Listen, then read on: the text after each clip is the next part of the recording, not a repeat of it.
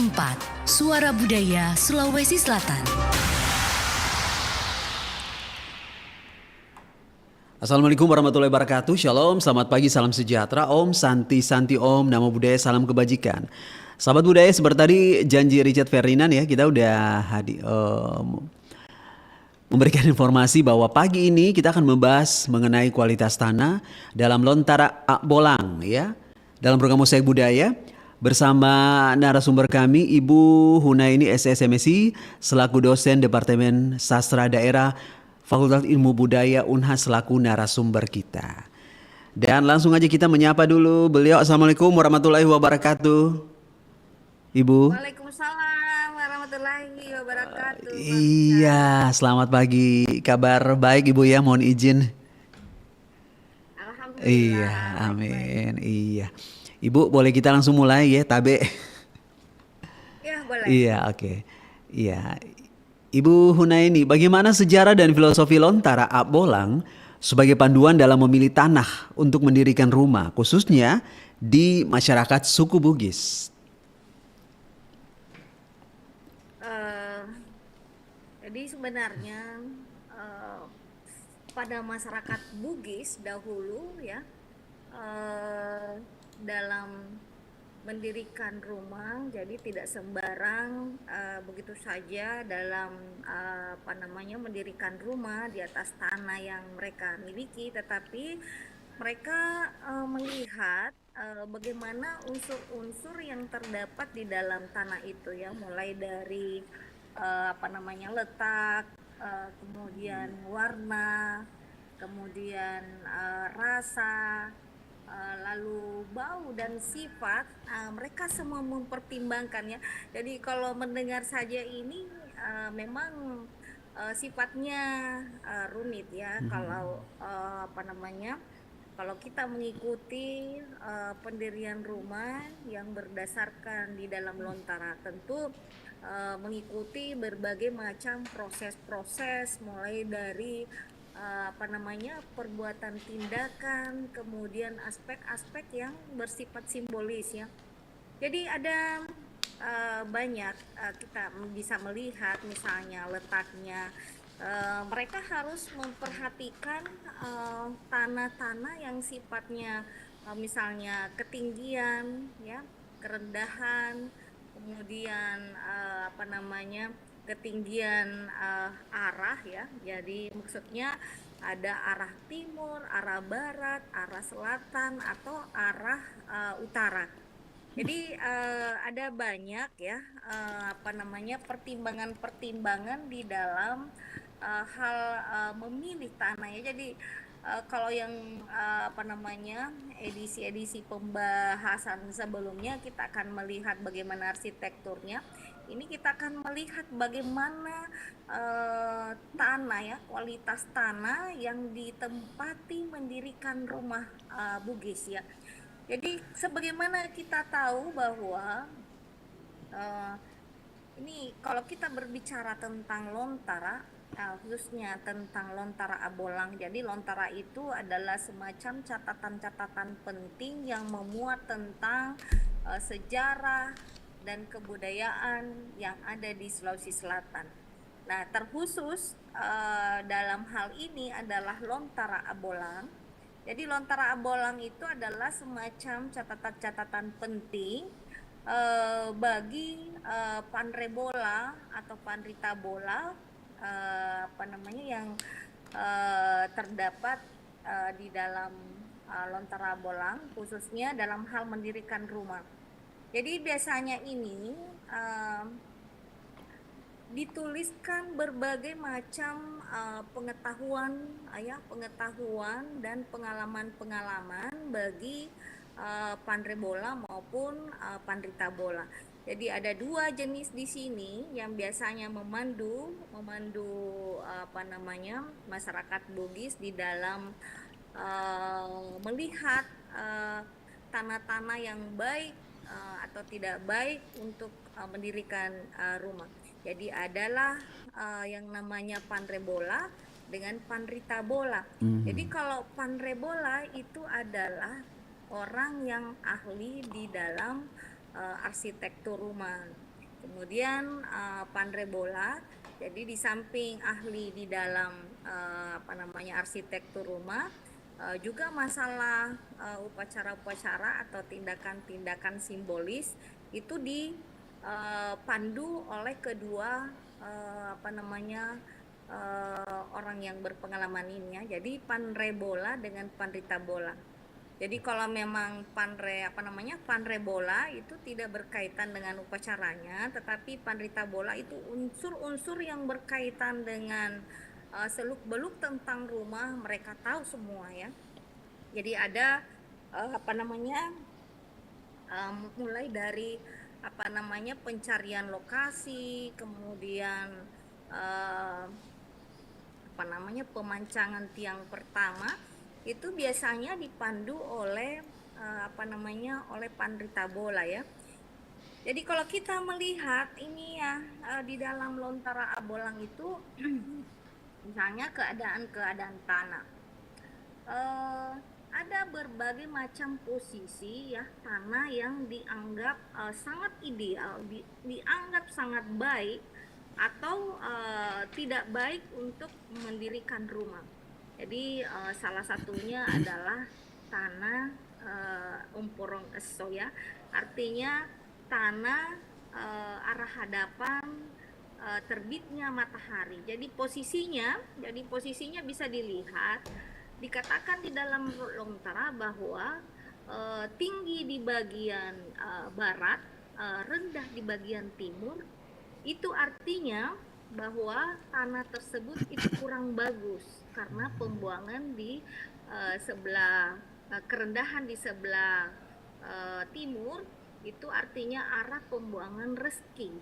Sedangkan bila mana tinggi di sebelah timur, kemudian rendah di sebelah barat, itu adalah tanah yang bagus.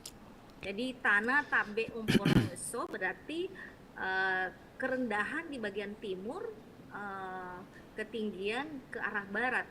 Tetapi kalau tanah Umporong Eso artinya tanah yang menghadap ke arah terbitnya matahari, tinggi di sebelah timur, rendah di sebelah barat, itu artinya dianggap tanah yang ideal dari segi arah. Jadi itu yang dikatakan di dalam Lontara.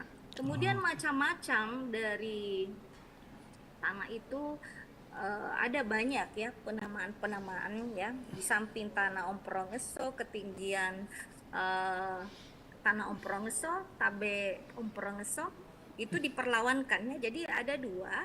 Jadi satu Umporong Eso artinya terbit matahari dengan tinggi di sebelah timur, rendah arah barat. Itu dianggap tanah yang baik. Jadi diperlawankan dengan tanah Tabe Umporong Eso artinya membuang membuang rezeki itu kalau kerendahan di sebelah timur. Jadi itu dianggap baik. Namun di samping itu ada beberapa, misalnya warna lagi ya. Jadi itu tadi berkaitan dengan letaknya. Tetapi kalau berkaitan dengan warna, jadi ada warna putih, ada warna merah, ada warna hitam, dan ada warna kuning atau campuran antara putih dengan merah.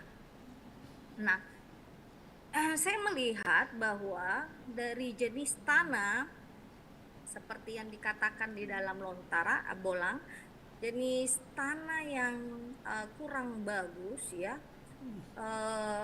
adalah jenis tanah yang sifatnya warna merah. Ini bisa diarahkan pada empat sudut pandang pada masyarakat Bugis, bahwa tanah merah mewakili api ya, tanah putih mewakili air, tanah yang agak kekuningan itu mewakili angin, dan tanah hitam itu mewakili tanah. Jadi orang ya dianggap bahwa yang mendirikan rumah di atas tanah yang sifat warnanya yang tersebut tadi, itu akan mempengaruhi emosional pemiliknya. Ini masalah kepercayaan yang ada di dalam masyarakat Bugis. Jadi misalnya warna merah itu penghuni rumah selalu dianggap bersengketa dengan keluarga atau kerabat, ya terjadi perselisihan yang secara terus-menerus, di mana digambarkan bahwa ataukah disimbolkan bahwa tanah merah itu mewakili api. Jadi api itu ya sifatnya panas ya. Jadi dianggap itu adalah sebenarnya kalau kita melihat ya simbol-simbol yang ditampilkan secara umum mulai dari letak, warna, rasa, bau dan sifat itu semua mencerminkan ya ada dua secara umum ya. Sudah pasti akan mencerminkan ke arah yang lebih baik ya, baik untuk ditempati dan tidak baik untuk ditempati. Oke. Sebenarnya di dalam uh, Lontara juga itu sebenarnya ada penawarnya ya, di samping juga pantangan-pantangan sebenarnya ada juga beberapa penawar. Kalau misalnya tanahnya seperti ini ya sebaiknya dibuatkan seperti ini supaya karena kita melihat ya, kalau kita hubungkan dengan kehidupan sekarang ya, apakah misalnya masyarakat mengikuti tulada yang atau pedoman yang ada di dalam Lontara itu tidak selamanya ya, karena saya berpikir orang yang bisa mengikuti tulada ya jadi punya pengalaman, pertama pengalaman sebelumnya, dan juga untuk Lontara Bolang ini kan harus bisa membaca. Jadi kalau misalnya memang tidak bisa membaca, otomatis juga tidak paham akan isi atau pedoman-pedoman yang ada di dalam tulada. Biasanya orang-orang tua ya lebih banyak yang mengikuti pedoman-pedoman seperti ini. Kalau generasi sekarang cenderung untuk lebih banyak melihat unsur-unsur budaya-budaya yang ada, nilai-nilai budaya yang ada, tetapi untuk melihat bagaimana makna-makna atau simbol-simbol yang terdapat di dalam arsitektur rumah masyarakat Bugis itu lebih banyak lagi tidak didalami karena kurangnya kurangnya memahami tulisan-tulisan Lontara ya. Jadi sebagaimana seperti saya ini di Departemen Sastra Daerah. Iya. Jadi ada mata kuliah tentang arsitektur rumah tradisional Bugis. Itu memang harapkan seluruh mahasiswa bisa membaca Lontara untuk menggali apa saja yang ada di dalam Lontara itu yang berkaitan dengan arsitektur rumah tradisional Bugis ya. Mulai dari ada banyak ya, dan mungkin juga saya sudah membahas edisi-edisi sebelumnya, mulai dari strukturnya, terakhir itu saya membahas mengenai ragam hias rumah Bugis ya. Namun kali ini kita akan melihat bagaimana kualitas tanah tempat mendirikan rumah. Jadi tadi saya akan melihat ya, jadi ada di dua tadi yang saya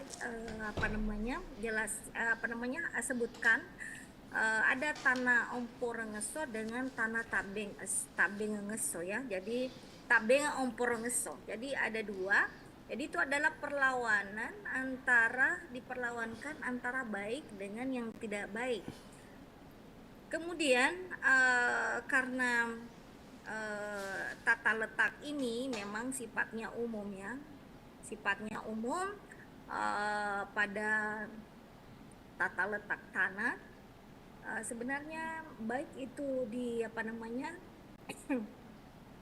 di daerah pesisir, pegunungan, daratan. Saya kira kalau berdasarkan di dalam Lontara Abolang itu karena sudah disebutkan ada misalnya tanah mak boco-boco, artinya tanah yang berbukit-bukit.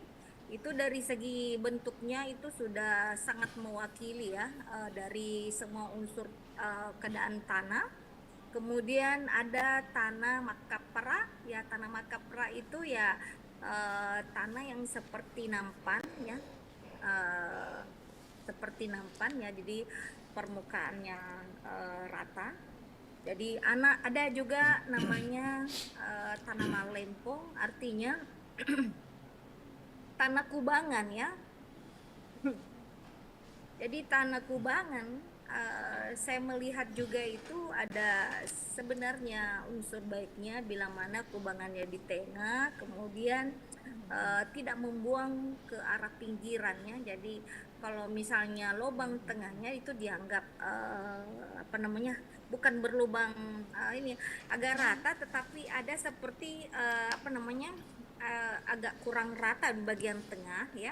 Jadi itu dianggap arah pemasukan rezeki ya. Jadi kalau membuang keluar itu dianggap oleh masyarakat bahwa tanah itu kurang bagus karena apa namanya, membuang ya.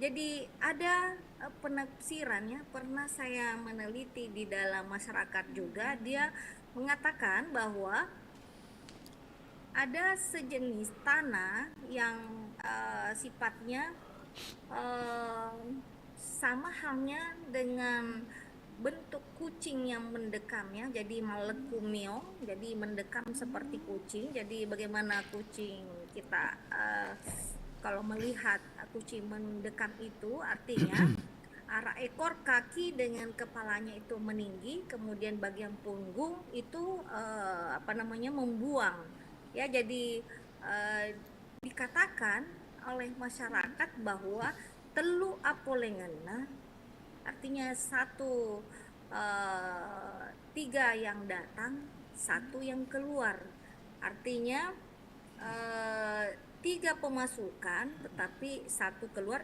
satu yang membuang. Berarti itu dianggap bentuk tanah yang seperti kucing mendekam itu juga bagus, karena itu artinya tiga sumber kedatangan rezeki dan satu pembuangannya. Jadi kalau apa namanya, biasanya kalau kucing mendekam itu kan arah punggungnya itu meninggi, di situ dikatakan arah pembuangan. Kemudian kepala, kemudian kaki dan ekor itu dianggap meninggi, bukan arah pembuangan. Itu menurut pandangan masyarakat ya. Itu saya pernah meneliti di satu kecamatan di Kabupaten Bone. Satu desa dari kecamatan itu namanya Lemoape ya. Jadi di situ banyak panrei bola dan panrita bola. Jadi saya banyak melakukan wawancara mengenai apa namanya arsitektur rumah yang apa namanya mereka kerjakan waktu itu dan sebelum-sebelumnya. Mereka sebenarnya banyak pengalaman. Jadi rumah yang mereka kerjakan itu termasuk mereka berpedoman ya pada tulada Lontara Abolang. Jadi umur umur yang saya wawancara ini memang ya sudah 60 tahunan, tetapi biasanya mereka tidak mengerjakan secara aktif ya, karena banyak generasi-generasi muda yang biasanya diminta untuk mengerjakannya, jadi tinggal mereka mengarahkan. Tetapi memang mulai dari Jadi sebenarnya kalau berdasarkan di dalam Lontara Abolang bukan saja melihat kualitas tanah, tetapi masalah waktu dan seterusnya.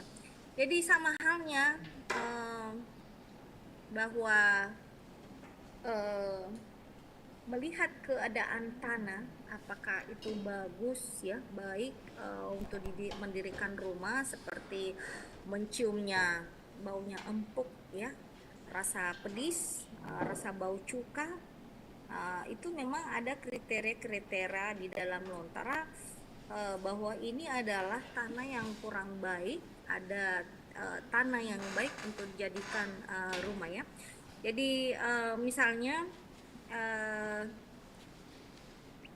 bau, jadi ada bau amis ya, bau bau cuka seperti tadi saya katakan, itu memang kurang bagus ya untuk dijadikan apa namanya, eh, untuk tempat berumah, tempat tinggal.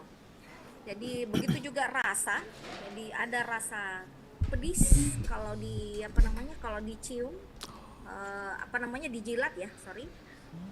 Ada jadi ada rasa pedis, kalau dijilat ada rasa manis. Itu memang menentukan kualitas dari tanah itu ya. Tetapi yang ada sejenis tanah yang dianggap oleh masyarakat Bugis berdasarkan negara, yaitu tanah tanah bolong ya. Jadi tanah bolong itu dianggap dagingnya tanah. Jadi diperlawankan dengan tanah tanah batu. Jadi tanah bolong ini adalah tanah yang tidak mengandung bebatuan. Jadi diperlawankan dengan tanah batu. Nah, ini ya, tanah batu dengan tanah bolong lisa, ini dianggap tanah bolong lisa juga ini adalah sangat ideal untuk dijadikan tempat berumah. Jadi sebenarnya eh, masalah keadaan atau masalah letak ya, arah apa namanya, tanah ini sebenarnya diperlawankan dengan tanah yang baik seperti ini dengan tanah yang kurang baik. Sepertinya ada sesuatu yang apa namanya,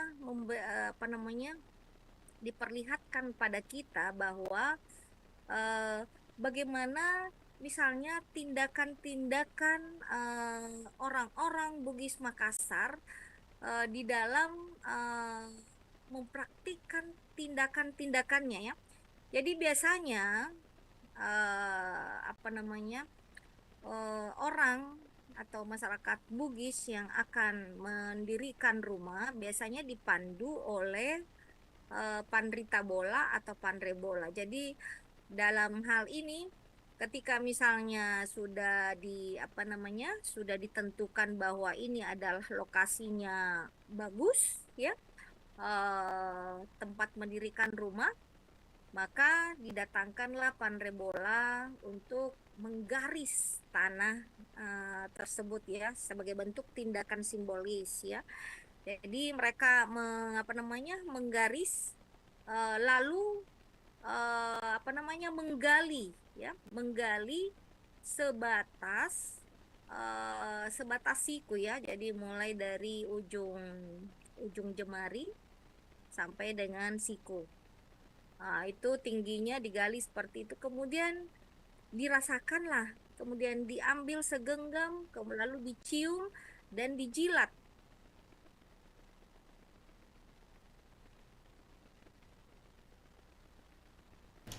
Iya, halo Ibu Huna, ini kita mencoba terus terhubung dengan beliau. Oke, sudah? Belum ya? Halo Ibu. Ya, halo. Iya, lanjut Ibu Tabe. Iya. Ya, Iya. jadi tadi perilaku-perilaku setelah menentukan tanah yang dianggap bagus ya, untuk mendirikan rumah.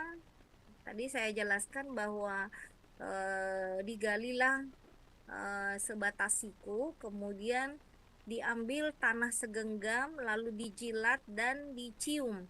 Apakah apa namanya, rasanya itu manis. Kalau manis berarti bisa dilanjutkan.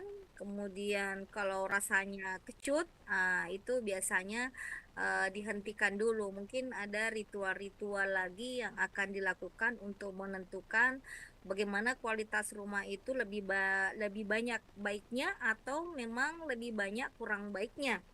Jadi biasanya kalau pedis ya terasa pedis ya kalau dijilat. Kalau terasa manis itu dianggap apa namanya, tanah tersebut itu bisa mendatangkan satu kebahagiaan bagi pemilik rumah yang akan mendirikan rumah tersebut di atas tanah itu ya. Jadi akan dilanjutkan oleh Pandrita Bola. Saya kira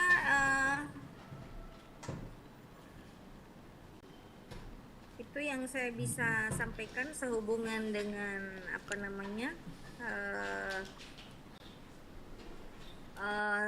kualitas tanah yang berkaitan dengan Lontara Abolang. Jadi bisa kita lihat bagaimana eh, letak atau arah tanah, kemudian bentuknya, sifat dari tanah itu. Jadi kalau keadaan tanah itu bisa dilihat arah, kemudian warna, kemudian rasa, bau dan sifatnya. Jadi sifatnya itu jadi ada yang kecut, mungkin ada yang pahit kalau dijilat. Itu akan menandakan semua kualitas-kualitas dari tanah itu ya.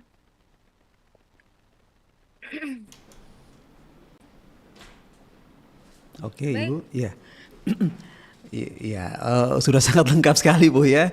Ibu tadi sudah menjelaskan. Nah, sekarang pertanyaan berikutnya adalah apakah Lontara Abolang ini dia masih sangat relevan dan digunakan secara luas dalam masyarakat Bugis Makassar modern ini? Apalagi kan kita kan dunia yang sudah bersentuhan dengan teknologi dan masyarakat itu kan ketika sesuatu yang sifatnya apa namanya budaya itu percaya nggak percaya sebenarnya Bu ya, mohon izin.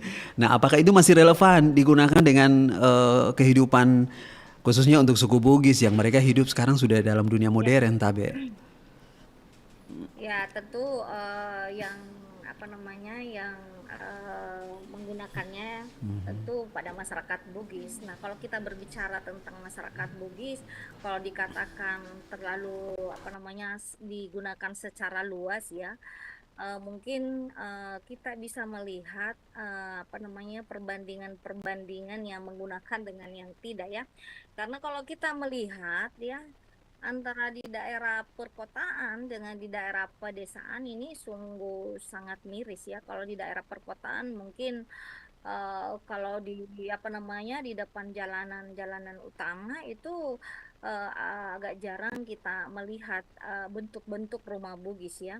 Tetapi sebenarnya di pedesaan-pedesaan ya, di perkotaan-perkotaan, di kabupaten ya, di kecamatan-kecamatan itu eh, masih banyak sebenarnya yang menggunakan tulada seperti ini ya, dalam mendirikan rumah. Meskipun mereka membuat rumah permanen ya, tetapi apa namanya pelaksanaan-pelaksanaannya seperti misalnya ya, kalau dianggap bahwa tanah-tanah itu sudah bagus semuanya ya, jadi dianggap sudah ideal, maka dipancangkanlah tiang pertama setelah digali, misalnya satu siko itu dipancangkanlah tiang posibola, tiang pusat rumah ya. Jadi tiang posibola ini adalah tiang utama dari rumah tersebut.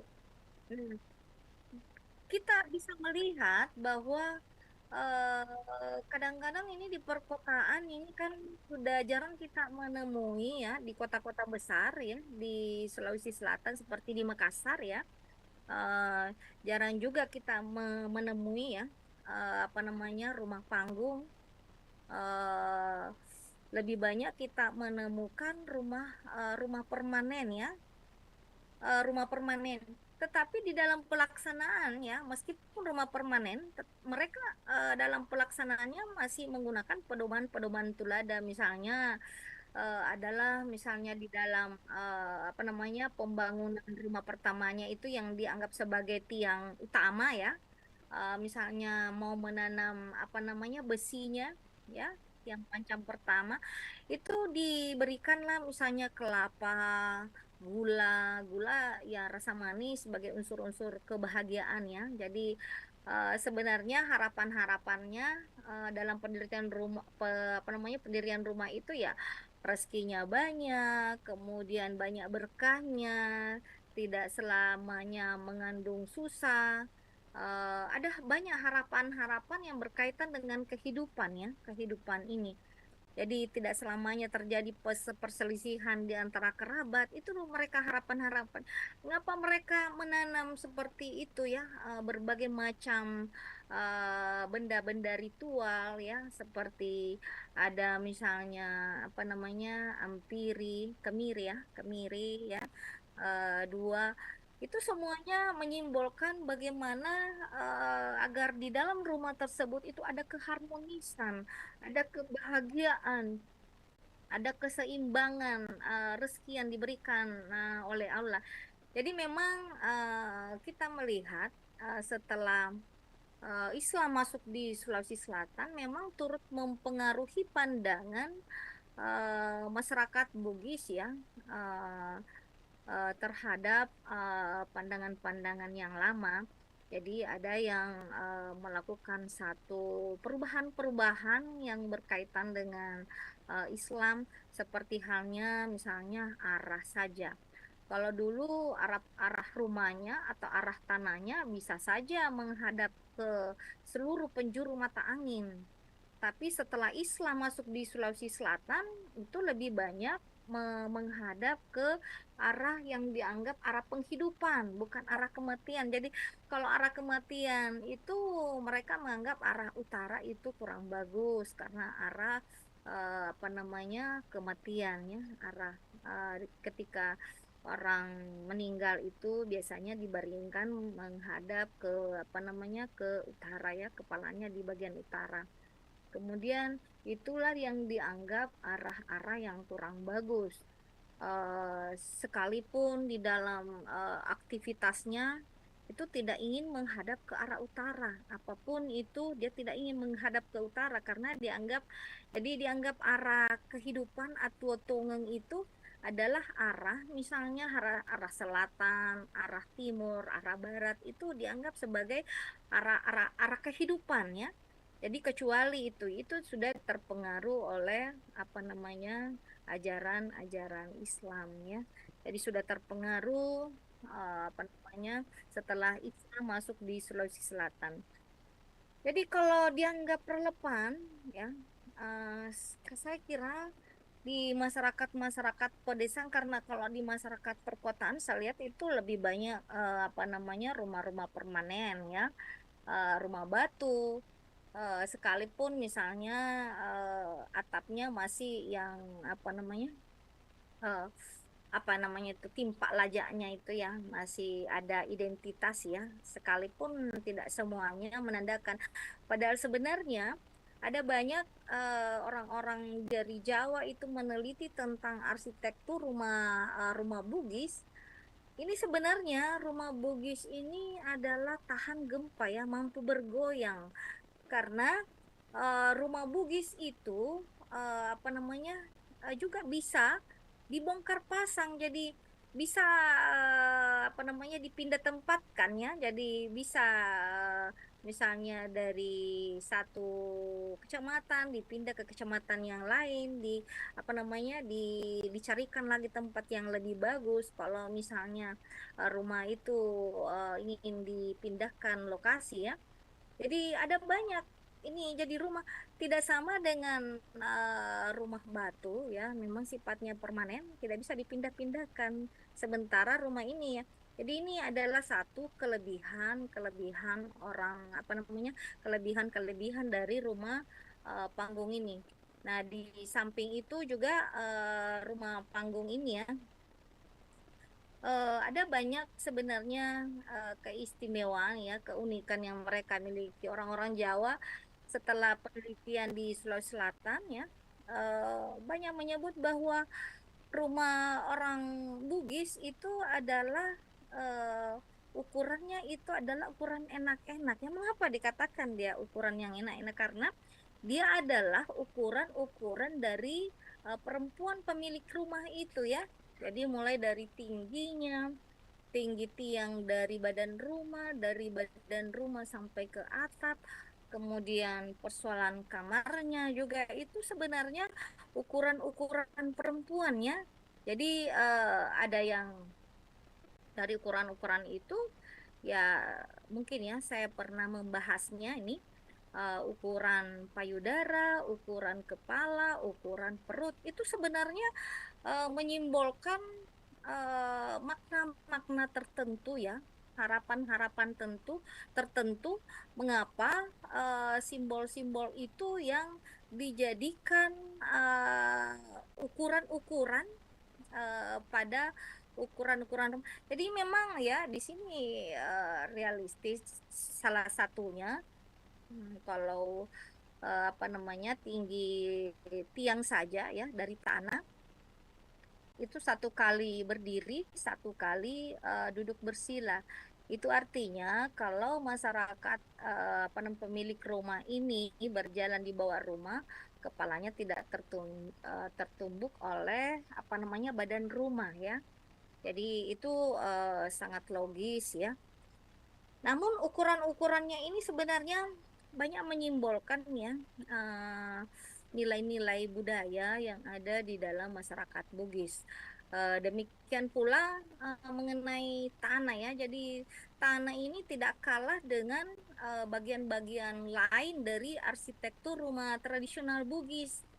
Sekalipun tidak semuanya ya dalam pembuatan rumah yang ada di Sulawesi Selatan itu mengikuti Tulada sebagaimana tadi saya katakan bahwa yang bisa membaca lontar atau punya pengalaman-pengalaman biasanya itulah yang paling banyak menerapkan. Jadi dalam hal ini Pandrita Bola atau ini ya biasanya generasi sekarang itu kan mereka dibuatkan rumahnya. Mereka hanya menyerahkan kepada pandai bola ataukah yang apa namanya yang akan membangunkan rumah mereka. Jadi kalau mereka menganggap bahwa ini baik, itulah yang diikuti ya. Tidak sama kalau pembuatan itu dilakukan secara tradisional ya, tidak dilakukan. Kalau dilakukan secara tradisional, biasanya antara pemilik rumah dengan pembuat rumahnya itu ada kerjasama ya, ada kerjasama secara emosional. Biasanya pemilik rumah mengatakan bahwa yang manakah baik, mulai dari bagian A, B, C, dan seterusnya, itu biasanya dikomunikasikan dengan panre bola atau panrita bola. Jadi terjadi hubungan timbal balik ya. Eh, jadi biasanya karena pengalaman ini ya yang berkaitan dengan pendirian rumah itu diwariskan secara turun-temurun. Berbeda dengan generasi sekarang. Kalau generasi sekarang yang tidak mengetahui atau tidak punya pengalaman-pengalaman ya, tidak pernah memperhatikan orang tua, ini saya katakan ini sudah terputus ya, sudah terputus karena mereka membuat rumah dengan apa namanya seadanya. Dengan maksud saya dengan seadanya ini tidak lagi memperhatikan tulada-tulada bagaimana arsiteknya ini, arsitektur rumahnya ini di apa namanya dilihat megah, indah dan seterusnya, tetapi tidak lagi mengikuti inilah apa namanya pentingnya generasi muda bukan bahwa rumahnya harus mengikuti secara ini, tapi ada nilai-nilai yang baik ya di dalamnya. Saya kira itu apa namanya harus diperhatikan ya. Jadi ada beberapa nilai-nilai ya, nilai-nilai apa namanya yang dianggap baik. Jadi orang Bugis mengatakan itu adalah keseimbangan ya. Jadi ada keseimbangan rasa ketika menempati rumah ini rasanya nyaman, sejuk dan seterusnya. Di mana mereka berpendapat bahwa rumah itu adalah tempat berkumpulnya keluarga, tempat mendidiknya generasi, ya, generasi penerus dan seterusnya. Jadi kalau dikatakan secara umum ya, tidak semuanya apa namanya mengalami itu ya. Jadi bagian-bagian tertentu saja, karena sekarang dari saya mengamati ya orang-orang yang membuat rumah ya, memang ada beberapa. Kalau Bugis dengan Makassar memang masih ada beberapa aturan-aturan yang mereka apa namanya perhatikan, tetapi hal-hal yang lain mungkin sudah menjadi tidak apa namanya satu objek yang menjadi perhatian di situ. Jadi kalau dilihat di kampung-kampung itu kan masih banyak rumah panggung ya, tidak sama di daerah perkotaan karena memang banyak pemerintah juga ada bahwa rumah-rumah permanen yang harus ada, sementara rumah-rumah yang tidak permanen itu saya melihat kalau di pinggir jalan itu sudah jarang kita temukan lagi. Saya kira begitu Pak Richard.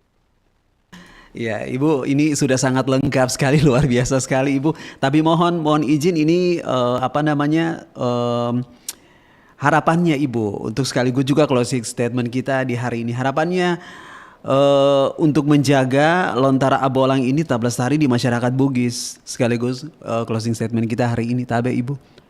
Jadi iya, ini saya kira penting ya harapan-harapan saya, karena bila mana tidak memahami atau mengetahui apa isi di dalam lontara, itu berarti eh, tidak mampu untuk menerapkan di dalam masyarakat, ataukah pengalaman-pengalaman yang berkaitan dengan abolang, artinya pendirian rumah ya, karena ini juga pengetahuan ini adalah diwariskan secara turun temurun ya.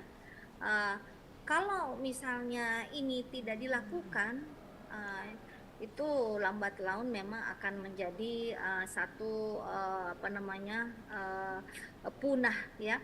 Punah. Mengapa saya katakan seperti itu lambat laun? Karena kalau tidak diterapkan, jadi kalau ketika penerapannya itu apa namanya masih dilaksanakan, itu berarti masih bisa dikatakan itu akan apa namanya dilestarikan ya. Tetapi kalau memang sudah tidak berminat atau apa, tetapi saya melihat masih di pedesaan itu apa namanya masih banyak antusias dengan pendirian rumah, mulai dari ciri khasnya yang orang Bugis timpa lajanya itu masih lebih dominan ya. Kalau kita masuk di desa, meskipun misalnya rumahnya rumah permanen, tapi kalau di kota dilihat itu dari segi seni arsitekturnya itu mengikuti apa namanya rumah-rumah kebanyakan yang ada di Indonesia itu apa namanya cenderung untuk apa lagi kurang bisa melestarikan kebudayaan-kebudayaan yang ada di Sulawesi Selatan ya. Jadi harapan saya, jadi pesan saya juga bahwa bagaimana kita bisa mengajak generasi itu bisa membaca, lalu mengetahui apa isi di dalam lontara itu. Karena kadang-kadang juga kadang-kadang kalau saya baru membaca ada hal-hal yang baru, oh ternyata seperti itu, kemudian kita bisa menghubungkan sesuatu yang sifatnya antara satu dengan yang lain, kita bisa mencocokkan, itu ternyata nilainya bagaimana ya, saya merasakan nilainya luar biasa di dalam hal kebudayaan kita. Jadi di dalam lontara itu kita bisa menggali, mempelajari budaya yang ada di Sulawesi Selatan, mulai dari unsur-unsur politik. Jadi ada apa namanya pemikir-pemikir politik Sulawesi Selatan pada zamannya ya. Ada misalnya dalam lontara itu Kajala Lidong, Puama Galatun dan seterusnya itu di dalam unsur-unsur politik Sulawesi Selatan. Jadi kita punya juga ini batas-batas ya atau pemikir-pemikir politik yang lebih baik dibandingkan dengan yang lain. Jadi kita sebenarnya harus bangga, kita harus melestarikan ini sebagai bentuk budaya yang ada di Sulawesi Selatan. Jadi saya katakan tadi bahwa generasi sekarang ini ya, generasi penerus, karena tentu generasi itu akan berganti. Nah, kalau dalam pergantian ini memang tidak diperkenalkan bagaimana lontara, khususnya dalam lontara bolang ini ya sudah tidak mengenal lagi apa saja di dalam mulai dari simbol-simbolnya, maknanya itu tidak dipahami lagi. Sekira begitu Pak Richard. Iya. Iya, Ibu Hunaini SS MSI selaku dosen Departemen Sastra Daerah Fakultas Ilmu Budaya Hunas. Terima kasih Ibu. Hari ini kita belajar lagi, ya ini informasi budaya yang sangat istimewa. Terima kasih sekali, lengkap sekali ya. Ternyata ketika kita ingin membangun rumah, tanah itu pun semua, nah itulah budaya. Budaya yang harusnya kita jaga dan kita hormati, karena disitulah sebenarnya sisi kuat kita bersama. Sekali lagi Ibu terima kasih. Iya, tabe. Tabe. Iya. Katakan bahwa iya. Kita tahu berkaitan dengan tanah ini ya. Tadi itu memang saat sekarang kan sempitnya masalah lahan, tanah untuk iya. mendirikan rumahan. Iya.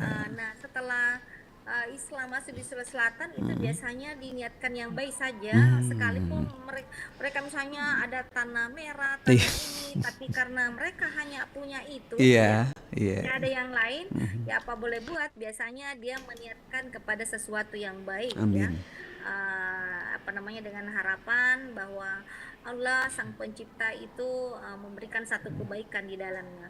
Amin. Sekalipun mereka tidak terlalu banyak juga yang tidak mengikuti, tetapi dalam hal ini ketika mereka masih mendapat petua-petua dari orang tuanya, biasanya orang tuanya yang turun tangan untuk menangani ini semua. Saya kira begitu ya. Iya. Iya. Sekali lagi terima kasih Ibu Hunaini, sahabat budaya. Kita berada sampai di sini. Nanti program-program berikutnya akan hadir di Depar 2 dari jam 11 siang sampai jam 6 sore, dan Richard pun berakhir di sini di Depar 1. Assalamualaikum warahmatullahi wabarakatuh. Waalaikumsalam warahmatullahi wabarakatuh.